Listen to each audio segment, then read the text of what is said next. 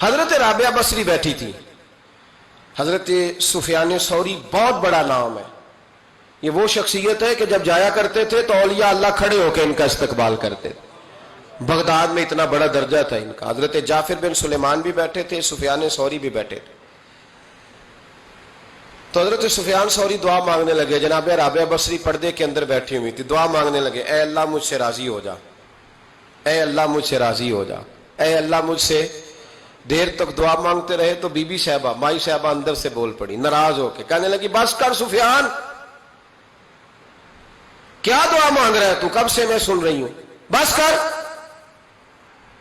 کیا ہوا, تو کیوں ناراض ہوتی ہے؟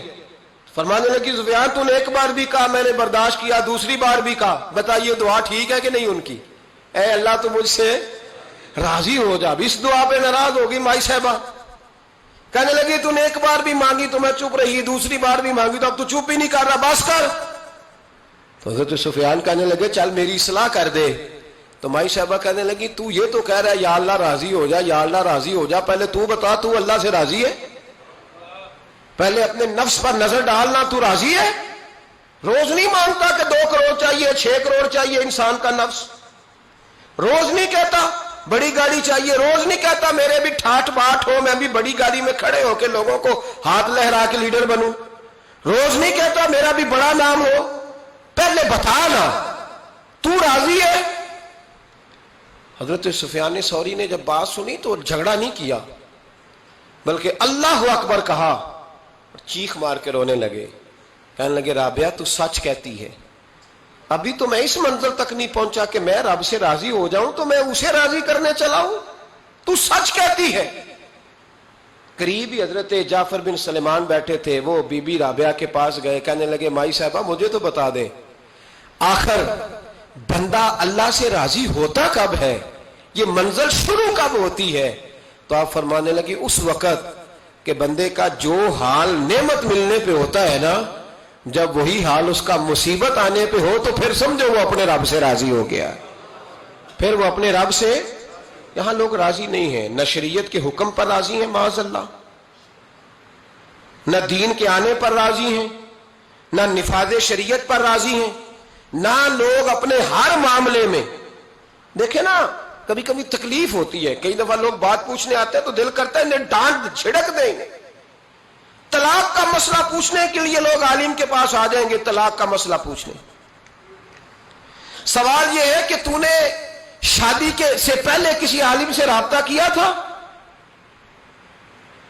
کہ مجھے بتائے بیوی کے حقوق کیا ہیں, اس کے ساتھ وقت گزارنا ہے, میں نے تو کس طرح کے حقوق میں نے ادا کرنے ہیں, شریعت مجھے کیا حکم کرتی ہے؟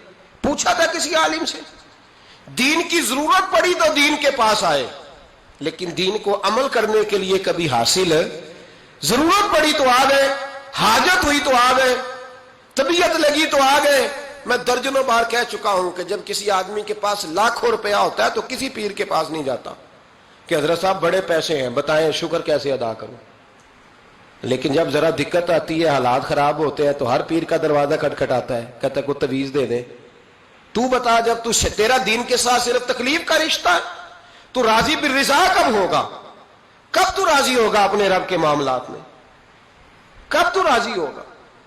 کئی دفعہ طبیعت میں تکلیف ہوتی ہے, وہ حضرت صاحب حالات بڑے خراب ہوئے, پہلے آپ نے تعویذ دیا تھا تو صحیح ہو گیا, پھر خراب ہے میں دوبارہ آ گیا. تو دل کرتا ہے ان سے کہنے سے کہ یار ہمارے ساتھ تمہارا رشتہ خراب حالاتوں کا ہی ہے, کبھی صحیح حالاتوں میں بھی آؤ نا, بڑے خوش حالات میں بھی آؤ کہ اب حالات بڑے اچھے ہیں, ہم حاضر ہیں, کوئی حکم کریں. خدا را راضی بالرضا رہنا سیکھیں. انس بن مالک رضی اللہ تعالیٰ عنہ کہتے ہیں 10 سال حضور کی بارگاہ میں رہا, 10 سال, اور 10 سال میں نے حضور کے گھر میں نوکری کی. کہتے ہیں نبی پاک نے کبھی مجھے اف تک نہیں کہا. ہمارا اپنا بچہ جو ہوتا ہے نا بیٹا, اور 10 دنوں میں شاید سینکڑوں دفعہ سن لے یہ کیا کیا ہے وہ کیا. کہتے 10 سال حضور نے مجھے, کہتے میں نے ایک دن بڑا نقصان کر دیا, کوئی بڑی چیز مجھ سے ٹوٹ گئی, بڑا نقصان ہو گیا. تو فرماتے ہیں کہ نبی پاک صلی اللہ علیہ وسلم کی ایک زوجہ محترمہ مجھ پر جلال کرنے لگی, اور ان کا جلال بالکل بجا تھا, ان کا غصہ بالکل ٹھیک تھا, اس لیے کہ میں نے واقعی بڑا نقصان کیا تھا. کہتے ہیں وہ جب جلال کرنے لگی نا تو محبوب تشریف لائے. کیا ہوا؟ کہا یا رسول اللہ یہ دیکھیں اس نے کتنی بڑی چیز توڑ دی. تو کہتے ہیں اب میرا خیال تھا کہ یہاں سے بھی مجھے ڈانٹ پڑنی ہے اور پڑنی چاہیے بھی، اس لیے کہ میں نے آج بڑا نقصان کیا ہے. لیکن کہتے ہیں محبوب میرے قریب آئے اور میرے کندھے پہ ہاتھ رکھا. زوجہ جلال میں تھیں تو محبوب نے کیا خوبصورت جملہ کہا، ساری سوچ ہی بدلتی. فرمانے لگے اس کو نہ ڈانٹ، اس چیز کا ٹوٹنا میرے رب کی رضا تھی تو چیز ٹوٹ گئی ہے، یہ میرے رب کی رضا تھی تو یہ چیز اب یہ غریب ہے اس کا دل نہ توڑ، وہ ٹوٹ گیا، وہ جو ہونا تھا سو ہو گیا، اب چھوڑ، یہ میرے اللہ کی اس چیز کا اتنی دیر رہنا ہی ہمارے حق میں بہتر تھا، تو ٹوٹ گئی تو ختم. کہتے بڑا جلال تھا محبوب کی زوجہ کو، لیکن انہوں نے جب بات سنی تو پھر مصطفیٰ کریم کا گھرانہ، پھر حضور کی ازواج پاک، مومنوں کی مائیں، کہتے ہیں اسی وقت وہ بیٹھیں اور انہوں نے میری طرف بڑی شفقت کی نظروں سے دیکھا اور ان کے غصے کو میں نے پیار میں بدلتے دیکھا. بھائی یاد رکھو اللہ کی رضا.